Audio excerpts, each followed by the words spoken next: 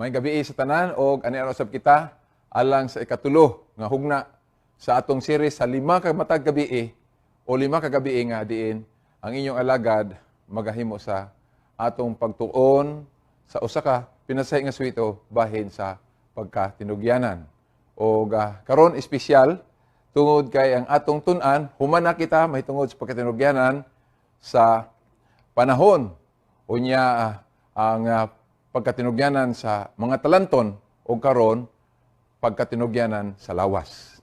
Apan sa dili pa kanunay atong ginabi-abi ang tanan nga nagasunod naminaw sa bisan asa nga bahin sa tibuok kapupud-an sa South Philippine Union Conference o sa Mindanao area. Gani ato pud i-greet katong tuwa sa Central Visayan Conference sa Union sa whole Visayas o sa North area sa Luzon. Diin ang uban nakahimo usab sa pagtagad sa pagsunod niini. So ako abi-abihon ang tanan mga nagtan-aw sa GSAT cable Channel 37 o sa ato ang cable TV usab sa Sky Cable sa Channel 30 o sa atong Hope Radio no sa tibuok Mindanao nga naga-operate alang sa ato ang My Journey with God. So ako timbaya ang tanang taga Zamboanga Peninsula Mission. Uban sa inyong mga pangulo o ang atong Western Mindanao Conference uban sa mga pangulo usab o sa North Central Mindanao Conference o sa tanang mga pangulo Northern Mindanao ang Central Mindanao Conference, no? Human naman ang North Central Mindanao Conference, ato nang nabi-abi, o ang Central Mindanao Mission, o sa tanang mga pangulo, ang Northeastern Mindanao Mission usab, no? Ato usab sila nga ginabi-abi nga naakaron nagasunod kanunay tungod kay kini tibuok manggod nga South Philippines o Mindanao. Ang Davao Mission o ang ato dinhi sa Southern Mindanao Mission, of course, nga gilangkuban sa 5 ka mga probinsya. Sarangani Province, ang South Cotabato, ang Sultan Kudarat, ang Maguindanao area o ang North Cotabato. Ako po ginabi-abi ang tanang mga SPUC EXICOM members, no? Nga mooy nagasuporta usab o uban sa mapag-ampo nga nahimong nagmadaugon ang atong kanunay nga pagpresentar matagabi sa ato nga mga suhito. Akong special mention si Doc Bong Lantaya sa Pantukan o nagpasalamat ko nga ang mga Adventist Hospital Davao nga mga workers uban sa akong anak nakabisita ngadto kanila og uban usab of course kay sa iyang mga kaubanan dinhang dapita sa iyang lugar. Salamat kayo sa mga kaigsunan nga nagsubaybay gyud sa ato ang programa sa ato ang My Journey with God. O ako usab ginabi-abi sa programa nato nga kanunay nagtan-aw, dili sila Adventista pero kanunay og nag-text ako nga nagtan-aw gyud sila. Ang former mayor sa Maragusan, Davao de Oro, way lain kundi si former mayor Manolo Yanong. Og sa iyang panimalay, may gabi kaninyo diha tanan. Of course, ang ato ang city mayor sa Jer Santos City, city councilor sa Jer Santos City, way lain si Honorable Councilor Jonathan Blando, no, sa Jer Santos o sa iyahang asawa. O sa tanan-tanan nga nahimong kabahin alang sa pagsunod nga mga participants nga kanunay usab katong mga labi na katong mga nagsunod yun uban sa quizzes every night. Ang may mga worksheets nga inyo gyud nga gitamod ako kamong gipasalamatan tungod sa inyohang kanunay nga salmot o pakiguban sa maong programa. O nasayod ko nga nalipay usab kamo nga nakigbahin sa maong programa. So, dili ta magdugay sa ato nga pagtuon. Ako kamo abi-abihon sa papakig-uban kanako nining maong atong pagtuon sa kagabhion. Ang atong tun-an mao ang mahitungod sa stewardship of the body, no? Ang pagkatinugyanan diha sa atong lawas. Ang Biblia daghang gisulti mahitungod sa pagbaton sa maayong panglawas. Usahay ang tao mag-ingon nga ang pag-amping sa lawas iya kana. Walay katungod ang uban sa pagsulti kaniya kung unsay iyang buhaton alang sa pag-alam sa iyang lawas.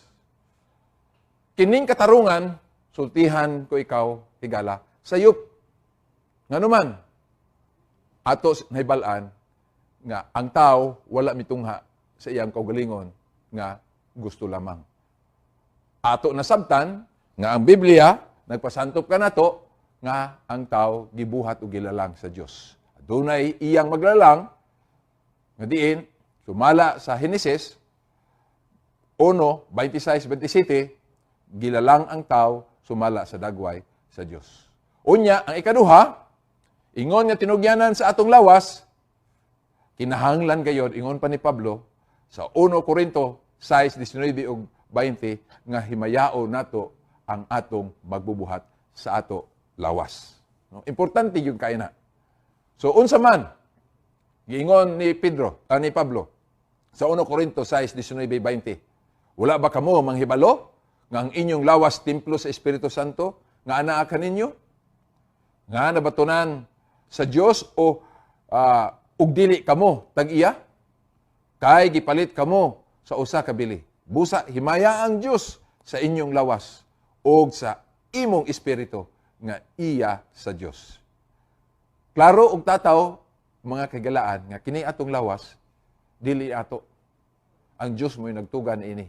Ug gawas niini ang Dios mo'y nagpalit kanato, bakwi kanato o naghatag kanato sa kagayunan din kita mahimong bililhon balik ngadto siyang sabakan.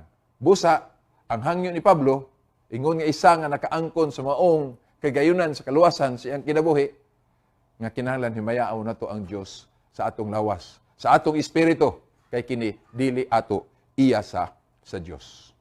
Unsay gihandom sa Dios alang sa iyang mga anak? Ang Ginoo nga atong magbubuhat. Unsay iyang handom alang kanimo higala ug alang kanako? Alang sa tanan. Ang 3 Juan 2 nag-ingon, hinigugma, gipanghinaot ko nga magmauswagon unta ikaw sa tanang butang o sa magmaayo ka sa panglawas. Maingon sa nasayran ko nga magmauswagon ka sa imong kalag. Mao na ang gusto sa atong Ginoo alang kanato. Ang Exodus 23:25 hinumduman nato nga ang Dios nagsaad sa iyang katawhan. Pagakuhaon ko ang sakit gikan sa tiliwala mo. Mao na ang saad sa Dios. Lamang kung kanunay kita muduol ngadto kaniya. Ang tao sa kalibutan karon nahadlok. Grabe gyud ang ingunta depression nga gibati tungod sa krisis sa pandemya nga mao ang COVID-19. Apan ang Dios adunay saad. Wa tay laing dangpan, di ta kasalig ngadto sa atong isig katawo. Apan ang Dios adunay siyay saad alang nato. Ang Ginoo nga naghatag og talenton ngadto sa mga doktor sa pag-ayog mga balatian, siya gyapon ang maghatag kanato sa atong kaayuhan. Busa atong gipasalamatan ang Dios niya na kay adunay siyay tinguha alang sa atong mayong panglawas. Ug dugang pa sa Exodus 10:31, ang Dios nagsaad nga dili niya tugutan ang sakit nga magdaot sa iyang katawhan kung sila magtuman sa tanan niyang mga sugo. So, kung kita magmatunumanon lamang diha sa tanang sugo, kanunay gyud gihatagag bili og kabugaton ang kasuguan sa Dios. Nga naman, tungod kay pinagi diha sa kasuguan sa Dios, diha kita makahimo sa pagpakigsuod sa atong magbubuhat sa tanan nga panahon. Ug magsalig ta nga kita dili tag-iya sa atong kagalingon. Nagadepende lang na lamang kita diha sa gugma sa atong Ginoo sa iyahang kaluoy o may gugmaong kalulot. Busa ang ayan nga kita magtugyan sa pagsunod ngadto sa iyang kabuhaton. Exodus 15:26 dugang pa. Ang Dios nagsaad nga dili niya tugutan ang sakit nga budaot sa iyang katawan kung sila magtuman sa tanan niyang mga sugo. Balik-balik, no? Kanunay gihatagag emphasis o kabugaton ang gitawag pagkamatinumanon diha sa Dios. Sa unsang paagi kita makahimaya sa Dios. Munay mga pangutana nga atong tubagon. Si Pablo nag-ingon 1 Corinto 10:31. Busa kung magkaon kamo o magainom o magabuhat sa bisan unsa, buhatan ninyo kining tanan aron sa paghimaya sa Dios. Ang tanan kinahanglan nato nga makahimaya ta sa atong Dios. Bisan sa unsang paagi, muinom ka man o mukaon, kinahanglan dili para sa imong kaugalingon. Apan sa paghimaya sa atong Dios nga maoy nagdisenyo sa atong lawas. higala. Usa ka seryoso alang sa Dios ang pagpasagad sa hustong pag-atiman sa lawas. Gani ang Juan kapitulo 5 nagtala sa usa ka sigulanon sa usa ka bakol sa kaliguan sa Bethesda. Sulod sa 38 ka mga tuig, siya usa ka bakol, no? Apan sa dihang giayo siya sa Ginoo, gipasidan-an siya daan nga kinahanglan magmatngon ka ug dili ka magpakasala. Kay kung himuon nimo kini, mas labi pa nga imong nagian nga balatian ang imo unya na usab maeksperiensyahan. Busa nini gipamatuod ni Hesus nga ang pagpasagad sa panglawas usa ka sala. Kinahanglan nato mga higala ko ang pag-amping. Nganuman kay ang pagsupak sa balaod sa panglawas umural nga sugo mao'y usa ka sala patok sa atong magbubuhat. So importante gyud nga dili ta magpasagad pinagis pagpatuyang sa atong kaugalingon. Ampingan nato ang nagakaigo nga pagsunod sa balaod sa panglawas higala. Maingon man sa moral nga diin maghatag ka nato sa kalipay sa sabakan o diha sa mata sa atong magbubuhat. Unsa ang naunang pagkaon nga gihatag alang sa tao? Kay ang Dios may nagtuga sa tao. Gilalang kita niya sumala siyang panagway. So siya nasayod unsay maayo para nato, no? Kay sa magod og na kay mapalit nga sakyanan, imog yung tan-awon ang mga gihatag nga pahimangno, unsa ang itubel, unsa ang pag-maintain nga ingunta ang iyahang kapasidad ngadto sa maayong pagserbisyo mahatag sa maong sakyanan. Busa nini ang tao gitagaan usab og prescription sa Dios sa nagakaigo alang sa pagtagad siya ang kaugalingon. Busa miingon siya sa Henesis 1:29, ug miingon ang Dios, aniya karon gihatag ko kanimo ang tanan nga balili nga nagahatag binhi nga anaa sa ibabaw sa naong sayuta ug sa tanan nga mga kahoy nga may bunga sa kahoy nga nagahatag og binhi aron alang kanimo kini mahimong kalan-on. So ang Dios naghatag og prescription una bes, no? So wala pa ang sala, yatagan na niya saktong pagkaon alang sa lawas sa tao ang mga liso, no? Ang mga binhi, no? Nga gipakaon prutas mga higala ko para sa lawas sa tao. Apan miabot ang panahon nga ang tao nasayod kita. Gitugutan sa pagpakaon sa mananap. O ato masayran sa unahan, unsa pod ang mga gitugot sa Dios para sa tao. Istorya sa lunop ni Noah. Human sa lunop, atong nasayran nga ang tanang mga vegetations, mga tanom, kahoy, nangadaot tungod sa lunop. Busa, sa dihang kagawas, si Noah ug iyang pamilya sa arka, uban sa mga hayop nga tuwa sulod dito, nakahimo sila sa gitugot sa Ginoo ang pag-ihaw sa mga mananap. Suno pod sa gitugot sa Ginoo nga ang alang nga ilang makaon. So atong tan-awon, unsang mananapa ang gisulti sa Dios nga dili angay kanon.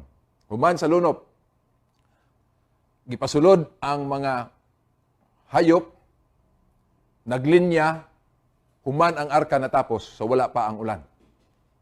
O ato na balaan nga, ang naay paris nga nagsulod, babae laki ra sa matang sa mananap. Ug naapoy, tinagpito.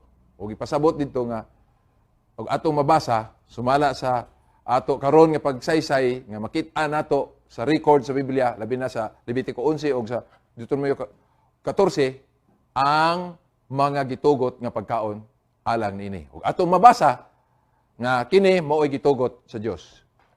Ang Deuteronomio 14 bersikulo 8 nagingon, ug ang baboy gimension gyud para dili nato ingon lang nga ato nga ingon ta banta-bantaon, no? Nga asa ani apan giklaro gyud nga ang baboy kay pikas ug kuko apan wala magausap sa kinaon mahugaw kini alang kaninyo. Sa unod niini dili kamo magkakaon ni maghikap sa iyang patay nga lawas. Ug dugang pa, makita nato sa Levitico 11:7 ug 8. Babasa nato na diha, no? Nga mga pagpasantok nini. Ngano nga gibutangan sa Dios og pagdili sa pagkaon sa iyang katawhan? Ngano man ka? Kay ang Dios may rason. Deuteronomio 14:2 ug 3.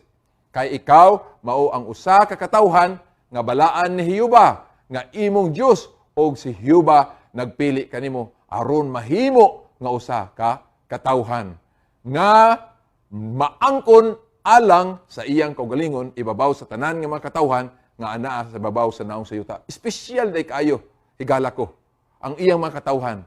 Dili pwede nga bisan unsa lang atong kaunon nga dili ta mailhan nga kita pinasahi nga mga katawhan. Kay ang uban paturagas lang og unsa iyang gustong kaunon, magpasagad sa iyang kaugalingon sa pagtagbaw sa iyang kaugalingon nga unsa tiyan og sa iyang baba. Apan ang Dios ingon pinasahi ka. Gipili ko ikaw kay sa tanang mga katawhan sa naong sayuta. Busa igsoon kung gusto ka nga mahimong pinili sa Dios atong sundon usab ang iyang prescription alang sa pagtagad sa atong lawas sa mga butang nga gitugot nga iyang ipakaon alang kanato.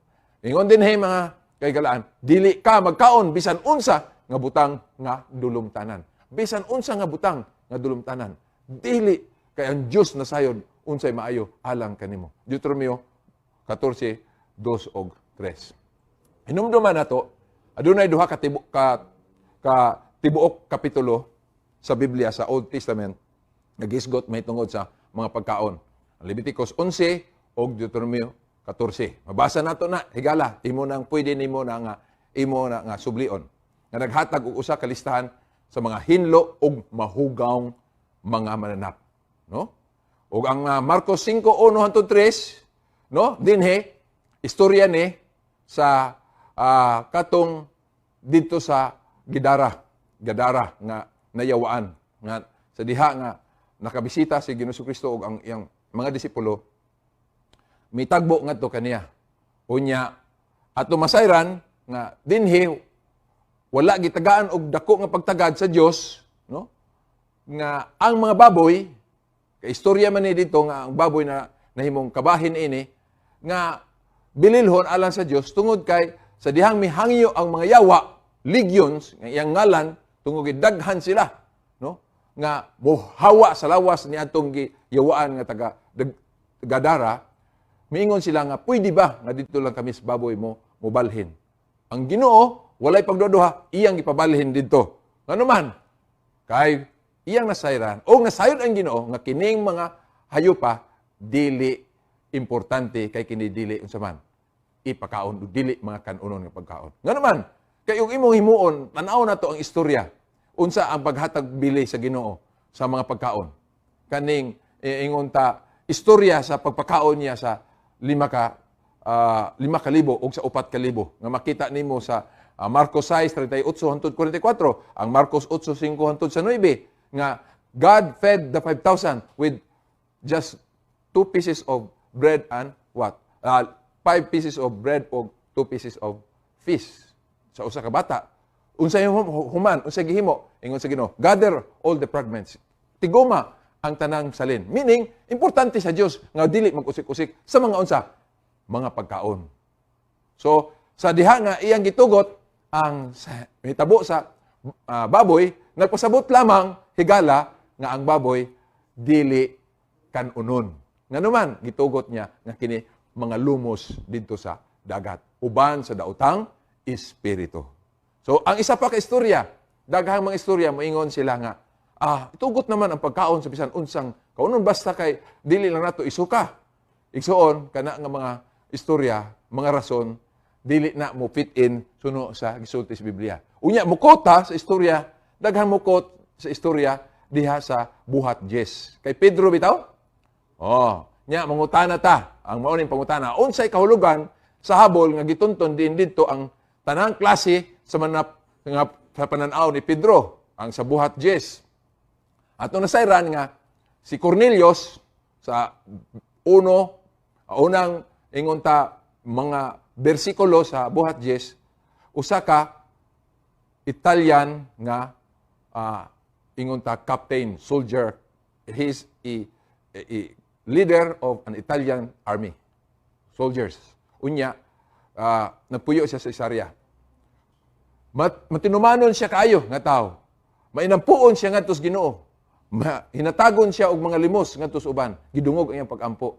Nasayra nato nga ang dili mang Hudiyo, giilas mang Hudiyo nga dili unsa bahin sa katawhan sa Dios. O gitawag nila nga ang mga dili Hudiyo ang mga hintil o uban pang mga sarang sa mga tao sa palibot sa Israel, mga hintil sila o dili mga hinlo.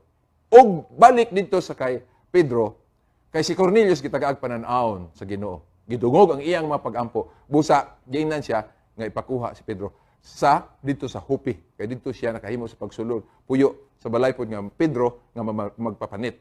Nga duol ang balay sa dagat. So, si Pedro misakas taas sa lauting sa balay ni Pedro nga magpapanit. Unya, gigutom siya. Gitagaan siya dayon ni ining mong istorya sa buhat Jes higala. Unya, giingnan siya, Pedro, tumindog ka og umihaw og kumaon. Katulo ka bisis. Si Pedro, katulo pod ka bisis, nagbalibad moingon, dili ko Ginoo, kay sukad-sukad sa akong pagkabata, wa pagyud ko nakahimo sa pagkaon sa mga butang mahugaw. Si Pedro wala gyud. Apan gihuna-huna Pedro, tungod kay katuo sa lamang ka panan-awon. Busa naghinuktok siya. Unsa ang buot kahulugan ni adto. Kay nakasabot si Pedro nga dili gyud to mahitungod sa unsa mga pagkaon nga dulumtanan kay iyang nakita nga ipatindugon siya og umihaw aron mokaon. Og kaduhang adlaw naman gikan sa panaw sa padala ni Cornelius mao na ang nahitabo nga didto nakasabot si Pedro nga dunay tao nga naghulat ngadto kaniya. No. Paabot nga makahimo sa adto dito sa pagpangita ngadto sa iyaha. So tungod ni ana nagpakita si Pedro o iyang gitubang sila. Pag tubang nila iyang gisultihan unsa iyang katuyuan og si Pedro usab giingnan sa manulod nga lumakaw ka. Tagbua sila kay mao kana siya ang pinadala aron sa pagkuha kanimo og moadto ikaw sa puloy-anan ni Cornelius. Igsoon higala ko kani nga istorya imo nang mabasa sa tibuok kapitulo sa buhat Jes. Og ang gipasantop ni atong habol dili mga pagkaon nga sa tanang matang nga nagkamang sa yuta nga ipakaon na kay gihinluan sa Dios. Kay giingnan siya dili ni tawgon nga mahugaw ang tanang gihinluan. Apan nasabtan ni Pedro sa diha nga miabot ang gipadala ni Cornelius sa pagkuha kaniya. Atong tan-awon, basahon nato kini nga mga bersikulo 28, 34, 35 og sa buhat 11, 18 uban pa. Og siya miingon kanila, hingbaluan ninyo nga dili uyon sa kasuguan alang sa usa ka Hudiyo nga makig-uban o pagpamisita sa usa ka taong dumuluong. Apan gipahibalo kanako sa Dios nga kinahanglan walay tawo nga akong pagaingnon nga dili binalaan o nga mahugaw. Ug unya si Pedro sa pagbungat sa iyang baba sa pag-ingon sa pagkatinuod na ilah ko nga ang Dios wala di ay ing pinalabi sa mga tawo. Hinunua nga ang matag usa ka nasod iyang gipakahimutan ang bisan kinsa nga magakahadlok kaniya og magbuhat og matarong. Og sa ilang pagkadungog nini sila mihilom og ang Dios ilang gidayeg nga nag-ingon nan sa ato pa sa mga hintil gitugot usab di ay sa Dios ang paghinulsol ngadto sa kinabuhi. Mga higala, hinumdumi, ang Dios wala magpakita kang Pedro nga ang tanang klase sa mananap nga naglakaw og nagkamang makaon. Apan mao ang pagpakita nga ang mga hintil dili ilhon nga mahugaw ug dili angayan makadawat sa maayong balita. Nganuman, tungod kay ang kamatayon ni Ginoong Kristo para kanimo ug kanako, dili para sa mga hayop o mga mananap. Unsa man ang makapaabot sa mga nagpadayon sa pagkaon sa unod sa baboy hangtod sa pagbot ni Hesus. Kung magpadayon jud ka kay ganahan ka sa pagkaon sa baboy sa unod niini. Unsa imong mapaabot kay ang Dios nagsaad, ako mo balik pag-usab ug kuhaon ko kamo aron diin gani ako ato usab kamo. Kung magpadayon ka sa pagkaon sa baboy, nakahuna-huna ka nga ubanon ka sa Dios. Unsay ingon niya sa maong Isaiah 66, 15 hangtod 17. Ato mabasa mga higala, kani straightforward ni nga mensahe para kanato. Kaya niya karon si Jehova muanhi uban ang kalayo ug ang iyang mga karo may sama sa alimpulos aron sa pagpahamtang sa iyang kasuko uban ang kabangis ug sa iyang pagbadlong uban sa mga siga sa kalayo. Kay pinagi sa kalayo si Jehova o pahamtang sa hukom o pinagi sa iyang espada. Ibabaw sa tanang unod o ang mga pinatay ni Jehova daghan kadtong nagabalaan sa ilang kaugalingon o nagputli sa ilang kaugalingon aron sa pag-adto sa mga tanaman sa luyo sa usa sa diha sa taliwala nagakaon sa unod sa baboy o sa mga dulumtanan o ilaga silang tanan magadungan sa pagdangat sa katapusan nagaingon si Jehova. Dili basta-basta nga pulong ang gipahibalo nato. Karon ang tao dili magmahay. Giklaro nga ang mga dulumtanan dili ipakaon og bisan kinsa ang mopadayon sa pagkaon ini. Mahidangat gayud ngadto sa kalaglagan sa impierno nga giandam sa Dios sa yawa ug sa manunula ug sa tanan nga nagsupak ngadto sa kasuguan sa Dios. Unsa imo pahimangno sa Dios alang sa paggamit sa ilim ng makahubog? Dili lang guys pagkaon, hastas pag-inom igsuon. Higala. Dili ka magtan-aw sa bino sa diha nga kini mapula kung kini pangidlap sulod sa kupa sa diha nga kini magaagay nga mahapsay. Kay kini sama sa biting nga nagpamaak ug nagalikos kanila nga unsa may biktima sa pag-inom nini. Sa langit ingon sa uban ngano mo inom gyapon sila. Ha? Maskin saon nimo og badlong maingon din sila. Sige lang kay sa langit wala na may beer. Mauna nga, muinom ta dinhi. Sa langit, wala nang beer. That's why we drink it here. Unya, moingon din sa uban, inom lang, drink moderately. Anyway, di ta mahadlok mo inom. Kaya naatay liver aid. Igsoon, walay matarong o walay maalam, dili maalam nga pagsulod niya ng langit ng puluyanan.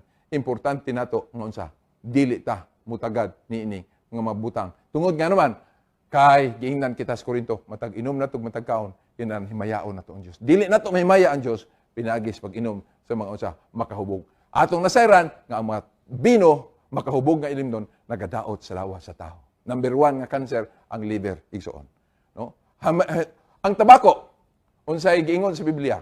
Kinahanglan ba nga magtabako ang usa ka Kristohanon o Kristiyano? Atong mabasa ang 1 Corinthians 10:31, ato na nang napasabot diha nga ato himayaon sa Dios, ang Dios pinaagi sa atong mapagkaon. Ang Roma 12:1 kinahanglan ipresentar nato atong kaugalingon nga unsa buhi nga halad alang sa atubangan sa atong Dios, no? Busa importante nga dili kita usa makigbahin niining makadaot usab mga tabako sigarilyo sa ato lawas. Nga naman atong nasayran nga ang tabako makadaot sa ato lungs, sa ato nga lawas. Maingon diha nga the Surgeon General had determined that cigarette smoking is dangerous to one's health. Dili mayo. It's inimical. Makadaot gayud. Daghang balatian ang ito hatag sa tabako. Hinumdumi, usaka na sinati na nga pagtino nga ang tabako makadaot sa panglawas sa tao. Sa atong kasayuran, walay usa magtabako, magmama, mag-inom, maggamit sa drugas alang sa kalingawan o guban pa. Alang sa kamayaan sa Dios. Sa ingon, ang Kristohanon magdumili sa paggamit sa mabutang nga makapadaot sa iyang lawas o magagamit lamang sa maayong butang sa ganhagan nga paagi. Bisan gani og maayo, apan dili pagpasobra, no?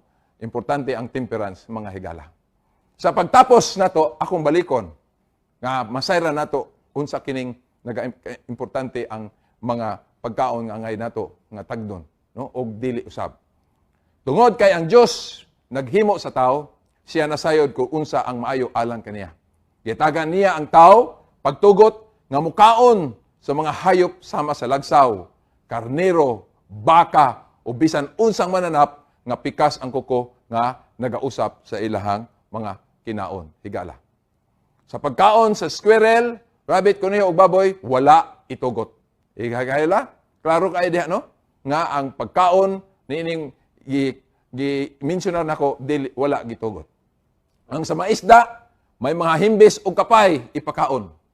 Apan, ang mga kasili, ang pantat, mga hipon o pasayan, alimango o kinhason, dili ipakaon. Sila ang mga tiglimpyo lamang sa kadagatan. Kini nga mga naa sa dagat gitawag og ocean aid. Ang awit sa asin nga singis na ingon, masdan mo ang tubig sa dagat, dati kulay asol, ngayoy naging itim. Nga naman, kay bisan ang mga ocean aid, kaning tiglimpyo sa dagat, gikaon naman sa tao. Sa una, perti pa kayo kanindot tanawon, gablo-blo pa ang dagat. Karon kay wala na may mga kinhason, mga kasag, tanan nga mga ocean aid, gipangaon man pud sa tao, gipanghinhas. Ang nitabo, ahugaw na kayo ang dagat. Itom na kayo ang dagat. Muna nga, ang ekolohiya, dili na balansing. Ano man, kaya ang tao mismo, giingnan sa Ginoo nga dili ipakaon, inay nga limpyo ang dagat, gikan sa ang ulan, munaog ngadto sa yuta, ang tanang hugaw sa yuta, dalon sa dagat, unya limpyuhan sa gyapon, abot sa dagat, apan ang tao, unsa man, tungod sa pagpatuyang sa kagulingon, mukaon, bisan unsay kaunon, bisan dili itugot sa Ginoo, nadaot usab ang sistema sa atong ekolohiya, mga kaigsuonan. Ang Leviticus 11, usa ka lista sa bantay nga ato bantay 20 ka mga langgam nga gisgutan nga gidili. Ang ilang matang mga mananakit og kaning gitawag nagtukaw sa kagabion. Mga agila, kaning banog, kaning uwak o kaning ingon ta owl. Ang pila ka langgam nga giisip nga hinlo mao ang salampati, salagsik, pugo, manok, pabo, o uban pa nga naa sa Levitico 11 o Deuteronomio 14. Higala ko, atong nasairan, nga si Daniel nagpakita og ehemplo alang sa usa ka kinabuhi sa pag-amping sa lawas. Atong nasairan nga si Daniel, isa sa mga bihag gikan sa Jerusalem, ngadto sa Babylonia. Og napili si Daniel, uban ni Shadrach, Meshach, Abednego, nga mahimo silang espesyal nga mga batan-on nga gipa-eskwela ngadto sa impero sa mga Kaldehanon. Tungod kay nakit-an ang ila usab nga kaalam. Apan gisulayan si Daniel sa iyang kinabuhi uban sa iyang mga kaubanan. Diya nga gitagaan sila espesyal usab nga mga pagkaon. Ang tanan nga mga dinapit o gihimo nga gipili sa hari nga mahatagan og espesyal nga ingon ta edukasyon nga gamiton sa hari, nga mahimo silang mga maalamon sa iyang gingharian, gitagaan usab sila espesyal nga mga pagkaon. O kini nga mga pagkaon, dili basta-basta, kay ang pagkaon gyud diha sa lamisa sa hari. Sa diyang nakita ni Daniel, ang maong mga butang, si Daniel mismo nagtinguha siyang kasing-kasing nga dili niya hugawan ang iyang kaugalingon sa mga pagkaon ug ilimnon sa hari. Busa, may hangyo siya sa pangulo sa tig-serbi sa mga pagkaon. Na mo'y magtatagad ngadto kanila. Umihangyo sila. Just 10 days. Pulo lang kaadlaw, sulayi kami.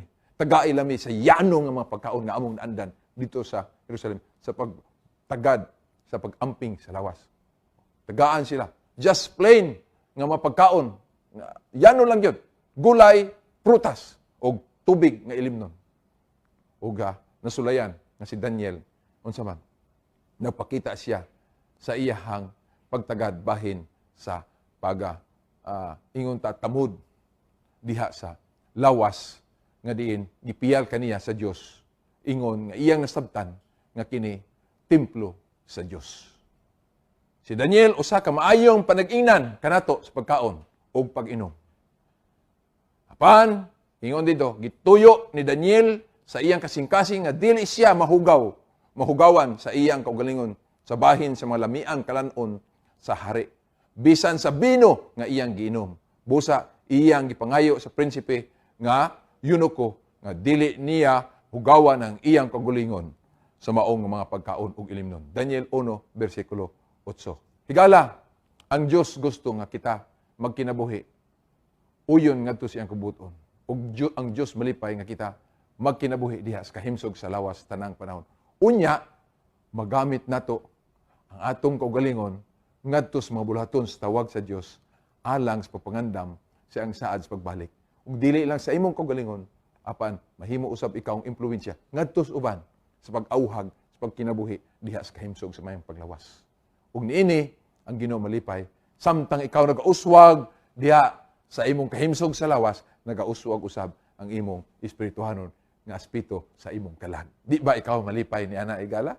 Nga magkinabuhi ka, nga pagpaabot sa pagbalik sa atong Ginoo, diin atong mahimaya ang Dios sa atong lawas, ingon nga kita tinugyanan lamang nini, ug malipay usab kita nga ang Dios mahimaya nato ug siya malipay alang kanato. Higala, nindot kaayo pamalandungon nga niining atong pagtuon sa pagkatinugyanan, atong masabtan ang bili sa panahon, ang bili sa atong mga talanton, o bili nini atong lawas karon. Ano man, kay mao lamang kini mahimong instrumento, ikaw o ako. Kita nga magpagamit ngadto sa bulaton sa Dios, samtang may kusog pa atong hinumduman ang atong magbubuhat. O sa pagsunod ngadto sa iyang kabubuton, malipay siya nga magsudong kanato nga nagmatinumanon sa tanan niya nga kabubuton. Kung ikaw tinguha nga makahimo ikaw sa paghimaya sa imong Dios diha sa imong lawas, diin ikaw magasaad, Ginoo, akong nasabtan nga dili day ka gusto nga magpatuyang lang ko sa akong kagalingon sa akong gusto. Kay kung kini akong buhaton nagpasabot usab sa paghatag og kadautan sa lawas nga imong gipiyal kanako karon. Busa gusto ko makistorya ka sa Ginoo nga akong subayon ang dalan nga gusto nimo nga akong kinabuhian sa pagkinabuhi nining akong lawas karon. Ug kung mao kana ang imong tinguha igsoon, tama ka. Uban ikaw kanako, ako ikaw dapiton sa usa ka pag-ampo. Mag-ampo kita sa imong desisyon, higala. Mag-ampo ta. Salamat, Ginoo, sa imong gihatag kanamo nga mensahe karon. Bahin sa pag-amping sa among lawas. Sa nagakaigo unsa ang among himuon sa paghimaya kanimo, bisan sa pagkaon ni sa pag-inom. Ug imo kaming gitudloan sa yano kaayo nga mapagtulunan nga naa sa Biblia. Kay kami imong mga pinili, imong makatawhan gitawag nimo para sa imong gingarian. Gusto nimo kaming lahion kaysa mga katawhan nga nas palibot sa kalibutan nga nagpatuyang lamang sa gulingon sa ilang gustong himuon. Nga daw naghuna-huna sila tag-iya mismo sa ilang lawas. Apan kining lawasa nga kung among patuyangan lamang dili maghatag bili sa Espiritu Santo nga mo'y magpuyo dinhi sa sulod namo. Kay ikaw may tag-iya kanamo, o Dios, nan amo kini ampingan apan sa magpasagad sa pagpadayon sa ilahang mga katagbaw sa unod, ikaw may gihatag nga paymangno moabot ang tanan ngadto sa kalaglagan sa impierno, sila tanan nga nagkaon og mga dulumtanan. Busa dili mi gusto, Ginoo, nga ang kalibutan dili may paymangnuan bahin niining pagtagad sa lawas. Hinaot ng kadtong nagainom, nagasigarilyo, nagakaon sa mga dulumtanan, muundang na karon. Og diha sa imong gahom sila matabangan o magkinabuhi uban sa imong makatawhan nga nagpaabot sa pagbalik sa imong Ginoo nga may kalipay sa paghimaya sa imong mahal nga ngalan. Salamat, O Dios, among iapil sa pagampo ang katong naay mga balatian, katong mga nagasakit diha silang puluyanan ug naas tambalanan, mga doktor nga nagatiman kanila, ikaw magatagad, Ginoo, tagaig kaayuhan. Ug ampingi ang tanang mga frontliners nga diin sila usab mapanalipdan gikan sa balatian. Tabangi matag usa nga magtamod diha sa imong kasuguan may tungod sa panglawas. Salamat nga imong gitubag ang pag-ampo, among giapil si Sister Juan, Ginoo, nga gihangyo sa usa ka igsoon. Ikaw makig-uban usab kaniya sa pagkikap siyang lawas alang sa iyang hingpit nga kayuhan. Kay kinitanan amo gipangayo sa ngalan ni Hesus. Amen.